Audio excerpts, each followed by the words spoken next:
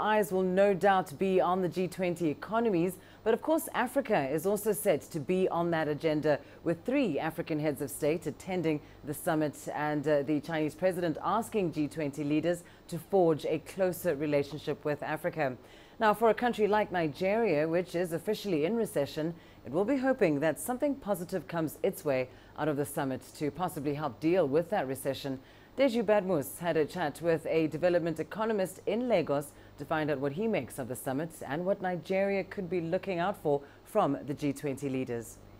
Well, I mean, number one, let's put the G20 in context and in perspective.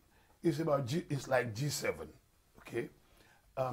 These are, if you like, clubs for some kind of consensus building. They don't have mandatory laws. For instance, the G20, just like the G7, do not have binding international rules like the WTO. Do you understand? But when they come together like this, they come to broadly explore areas of consensus. The most I get out of this is actually bilateral agreements. They all meet. It's a great opportunity to be able to initiate a bilateral idea at summit level, at the level of head of governments and things. These are many of the advantages. Right now, the ICC has put out about 7 issues that the International Chamber of Commerce. So that is the private sector trying to say, okay, look, we want you leaders to think of this, the thing that will make us do better businesses within your countries, okay? This is what that forum is for. It is not a rule setting or a mandatory rule setting global body. It's just a club of countries with similar interests, similar levels of technological and industrial advancement, and trying to just smooth the rough edges. So Nigeria should not be expecting much from the body? It shouldn't. No serious country really should be expecting much. For instance, the areas where Nigeria should expect much, we have not done. And it's amazing, talking China.